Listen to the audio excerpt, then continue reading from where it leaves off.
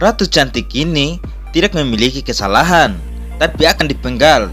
Ini karena peraturan raja yang ini menjaga kesucian ratu. Setiap hari dia menikahi satu orang ratu. Keesokan harinya ratu ini akan dibunuh. Raja Baghdad memiliki banyak wanita, tapi wanita-wanita ini tidak ada yang dia cintai. Raja hanya mencintai ratunya.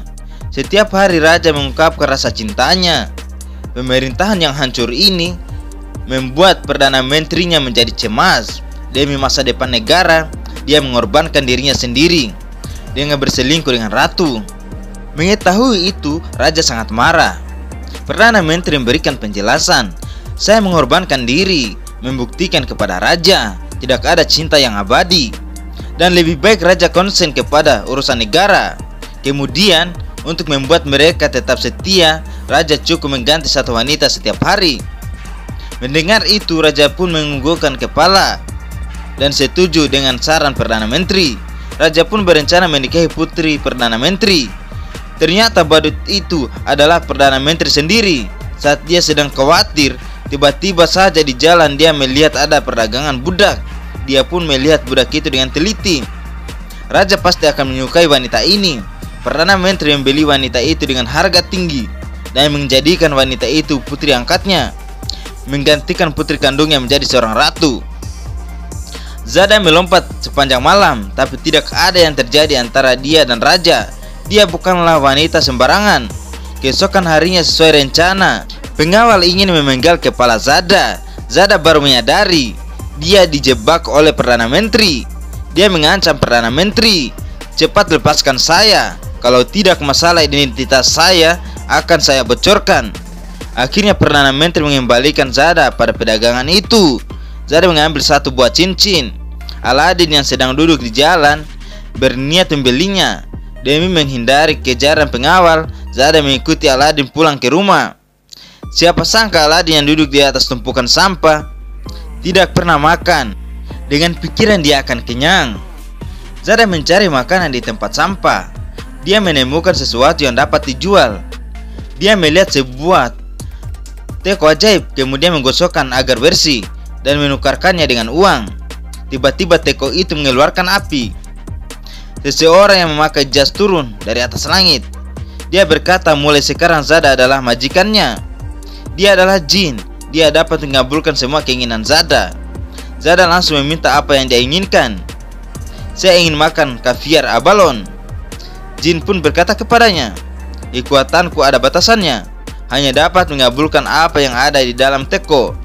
Zada pun akhirnya hanya meminta secangkir teh. Lalu jin memberikan dia seteko teh dan juga sepotong kue coklat. Zada dan Aladin menikmati makan malam mereka. Keesokan harinya saat Zada bangun, dia ditangkap oleh pengawal. Zada meminta Aladin menggosok teko ajaib itu. Teko itu mengeluarkan asap dan membuatnya kaget. Aladin mengendarai sebuah motor dan menyelamatkan Zada.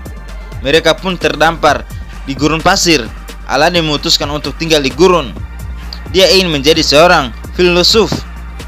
Dan Zada akhirnya kesepian. Raja merasa sangat aneh. Agar tidak ada yang mengkhianatinya, dia bersumpah kepada langit. Tiap hari dia akan menikahi seorang ratu. Lalu besoknya ratu itu akan dibunuh. Dengan begitu dia dapat menikah lagi. Zada mencoba melarikan diri agar raja tidak dapat menikah lagi. Raja meminta pengawal mencari Zada. Takut Zada akan kabur lagi, raja mengurungnya. Zada kembali menggosok tekonya. Tiba-tiba sebuah pesawat datang dan Zada berhasil selamat. Tidak disangka dalam perjalanan pesawat itu kehabisan minyak. Zada melompat ke bawah, jatuh di pelukan seorang kakek. Kakek ini melihat Zada dan merasa tersentuh. Dia mengajarkan Zada tarian. Zada yang memiliki bakat membuatnya cepat belajar. Mereka pun menari dan menghasilkan uang. Ternyata saat sedang menari, pengawal mengejarnya. Zada dan kakek melarikan diri dengan sebuah perahu kecil berlayar ke tengah pulau. Tiba-tiba kapalnya bobrok. Mereka hanya bisa duduk di atas papan menunggu penyelamatan. Di sisi lain, raja masih mencari Zada. Dia belajar berkomunikasi dengan seekor burung, berharap burung ini dapat menemukan Zada. Raja bahkan mencari penyihir dan melihatnya dari bola sihir di mana Zada berada.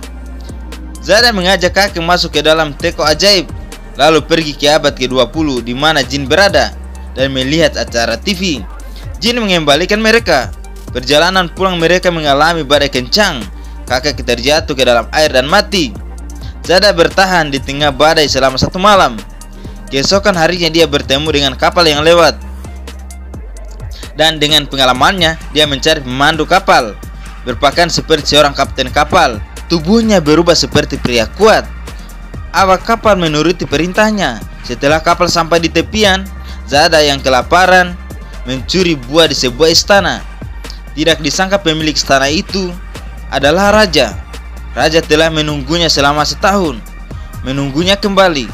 Dia ingin Zada menyukainya. Zada terharu mendengarnya. Memakai pakaian ratu dan berbaikan dengan raja. Raja melepaskan tahtanya dan pergi bersama Zada. Mereka berkelana selama 1 tahun, membuat mereka kehabisan uang. Raja pun berubah menjadi seorang pesulap. Dia belajar cara menyulap demi mencari uang. Perdana Menteri datang mencarinya. Dia berharap raja mau pulang bersamanya.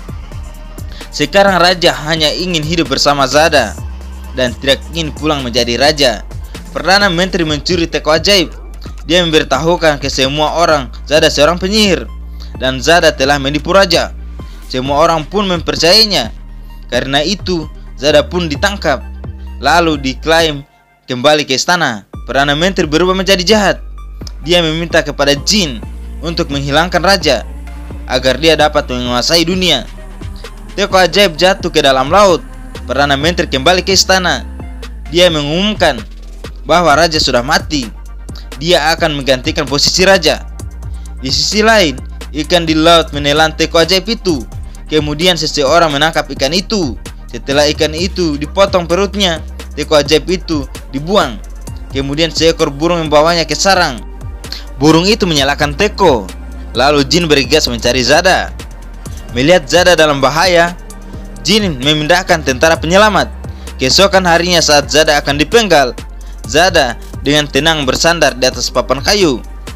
Eksekutor merapikan rambut panjangnya. Seorang anak kecil bertanya apa kesalahan yang dia lakukan, tapi tidak ada yang tahu. Zada mengangkat kepalanya, kemudian menceritakan pengalamannya. Ternyata kisahnya terlalu menarik. Pengawal meletakkan pekerjaan mereka, duduk dan mendengarkan ceritanya. Saat kisah itu akan berakhir, Perdana Menteri datang, meminta pengawal cepat memenggalnya. Semua orang protes. Kita ingin mendengarkan kisah. Zada menyerah. Dia meminta eksekutor segera memenggalnya, tapi eksekutor tidak dapat melakukannya. Semua orang menangis. Akhirnya Perdana Menteri sendiri yang mengeksekusinya.